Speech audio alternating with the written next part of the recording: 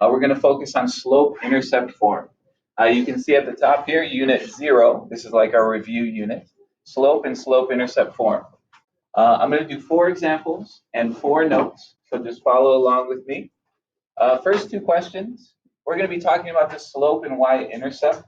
And our first note in the margin, we need to remember that slope-intercept, our slope-intercept form is y equals mx plus b. Okay? So write that exactly where I did on your handout, right-hand margin.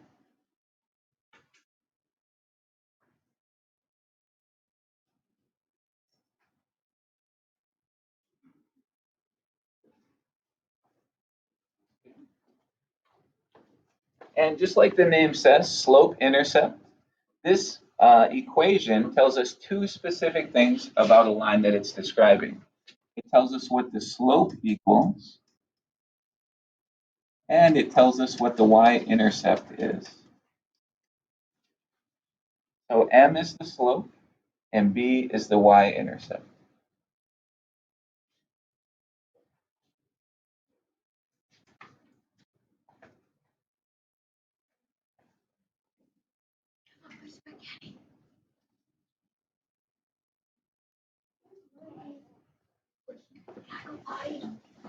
Give me 1 second, I'll write you a pen. All right, so my first example, I'm going to do number 1.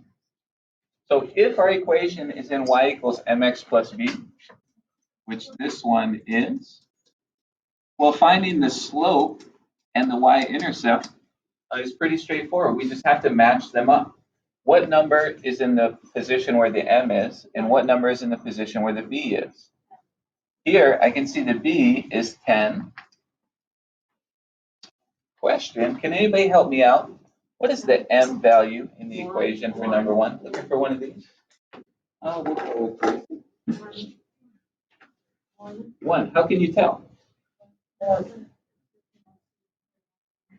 Okay, because the 1 isn't written, we have to remember, and I like to ask the question, how many x's are here? Well, there's 1 x. It's just not written.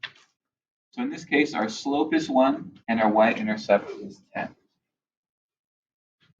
So with this note, you should be able to answer number 2. Not at this time, but when we get to work time.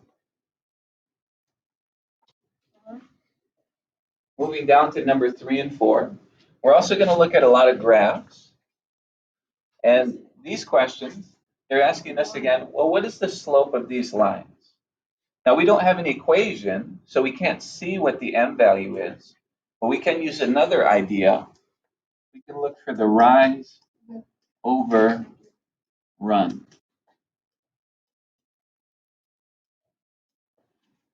So when we're given the graph of an equation, we can use this idea of rise over run to find the slope. Go ahead and write that in the right side of your assignment. We're just going to take some notes in the mark.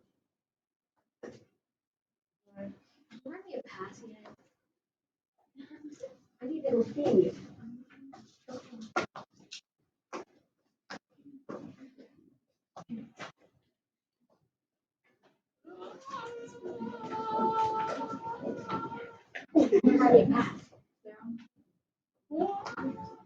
Nothing done.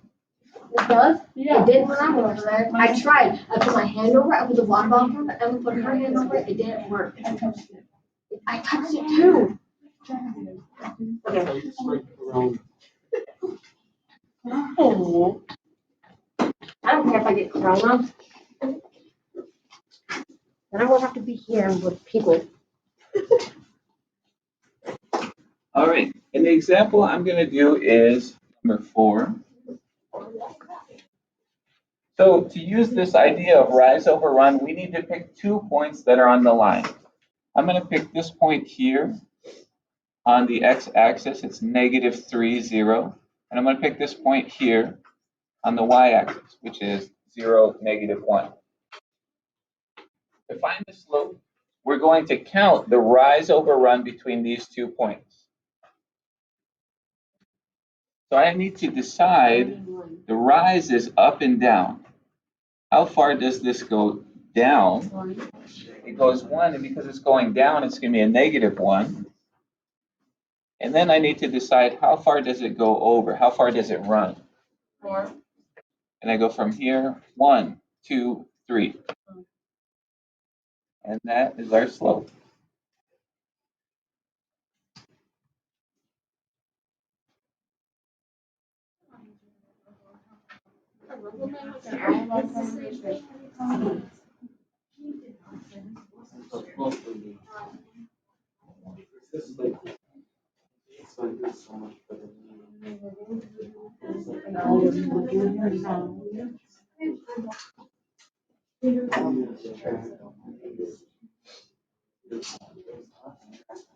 That's okay. We'll have work done today as well. All right. So now I've done 2 notes and 2 examples. We're halfway done. Let's look down at the bottom of the page, 5 and 6. So we looked at finding the slope and y-intercept when we had an equation. We looked at finding the slope when we had a graph. Now we're going to look at how we can create the graph if we're given an equation. Okay? So here's our notes. Let's remind ourselves, we still have to have our y equals mx plus b. And we're going to do a 2-step process. Okay? Step 1, we're going to plot the y-intercept. Okay? So I want everybody writing these notes here. This is how we're going to solve these. Step 1, we're going to plot the y-intercept. Okay? And step 2, I'm just writing S2, it's an abbreviation. Step 2, we're going to use the slope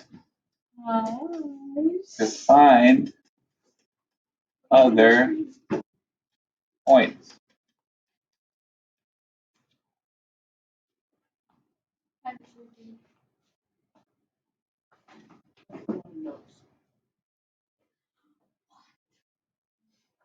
Okay, 2-step process.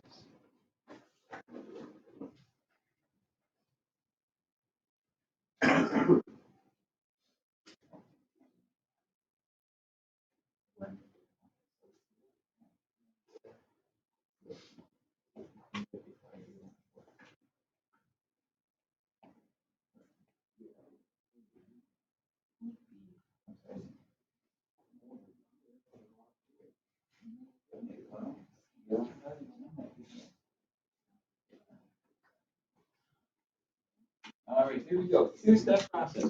First step, we need to plot the y-intercept. Can I hear from someone I haven't heard from this morning? Can someone tell me what's the y-intercept of number 6? Someone I haven't heard from. The y-intercept. Oh, it's Wait. Looking for a quietly raised hand. Justine. -3. -3, very good. So we have to remember what we talked about in question 1 and 2. Our y-intercept is the b, so it's right here. b equals -3. This is our y-intercept. So our first step, we're going to put that point on the board, or excuse me, on the graph. Now the y-intercept is a special point. It's always on the y-axis. It intercepts the y-axis. So we just have to find -3. 1, 2, 3. And we put a point right there. Okay. Step 2, now we're going to use our slope to find other points on the line. Can I hear from someone else? Somebody tell me, what is the slope of our line here? Someone I haven't heard from this morning. Right. 2. And our slope is 2. Can you help me out one more step, Riley? We're going to use rise over run. So I want to represent the slope as a fraction. How can I write 2 as a fraction? Wait, right? 2 over 1. Very good. And the reason we do this, because now I can use rise over run. So I'm going to put my pencil on our first point here, and I'm going to go up 2 over 1 and put another dot. Up 2 over 1. up to over 1. Okay, I did it. All right. Wait, is that right? Okay. And for future reference, we can also go to the left, but we have to reverse our slope. So I can go down 2 and to the left 1, down 2 to the left 1. Connect my dots, and here is our line. Oh, How did you get so many dots? I used our slope, rise over run. Okay, but it's only like 2 dots. Well, we're gonna learn to plot as many as we can. So it's 2 over 1. Yeah, that. Mine's not very straight. Yeah, we Just so we can. I'm weird how Matt can be the way he looked at the camera.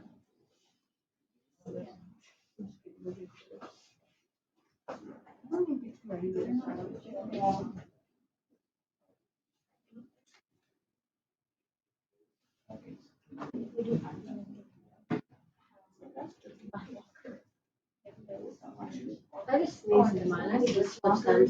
Hold on. I have my weird one. I don't like it, but it's okay. Yeah.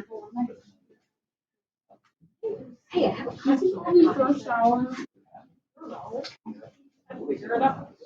Why are you saying that?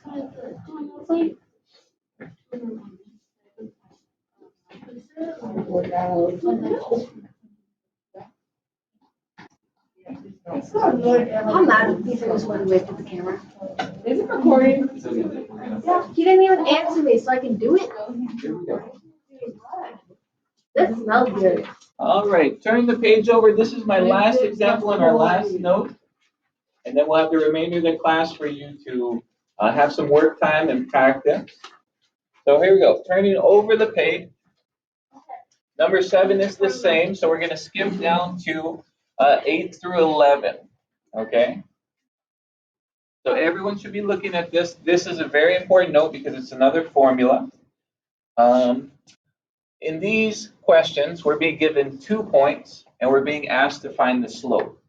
So we're oftentimes looking for 2 similar things. We're looking for the slope and the y-intercept. We're going to be graphing a lot of lines.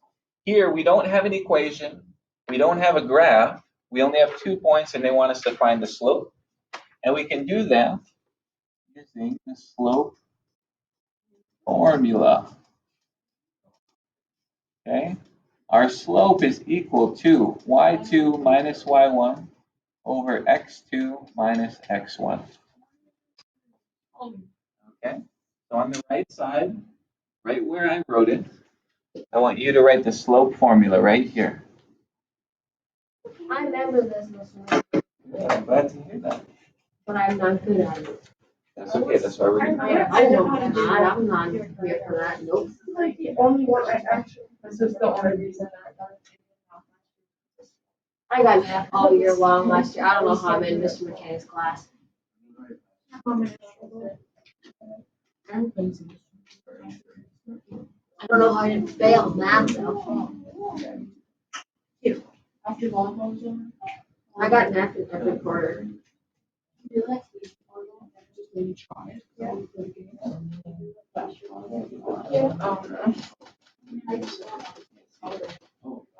Oh, you can't see. Yeah, I think that's like, You're gonna get to Harvard? She's not even going to college. Well, I'm going to college. She's not a regular. I'm going to Cosmetology school.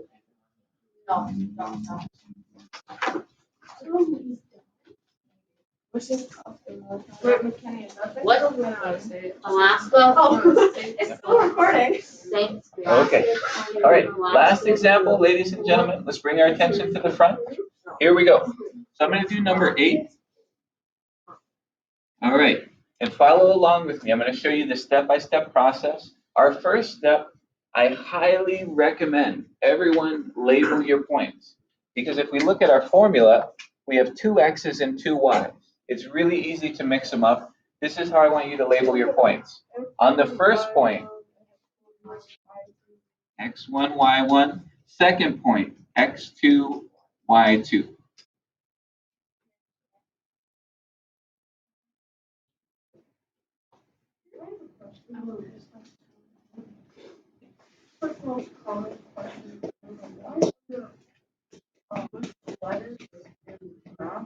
Because they wanted to make it work. Variables.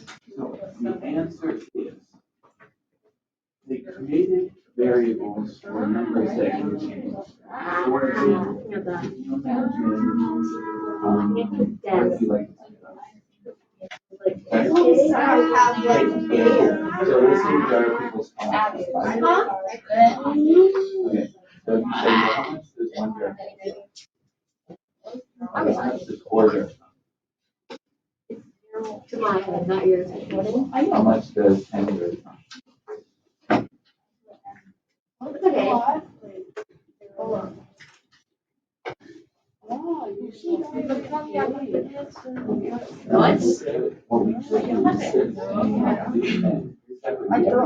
is what if we say P first? You have a mustache.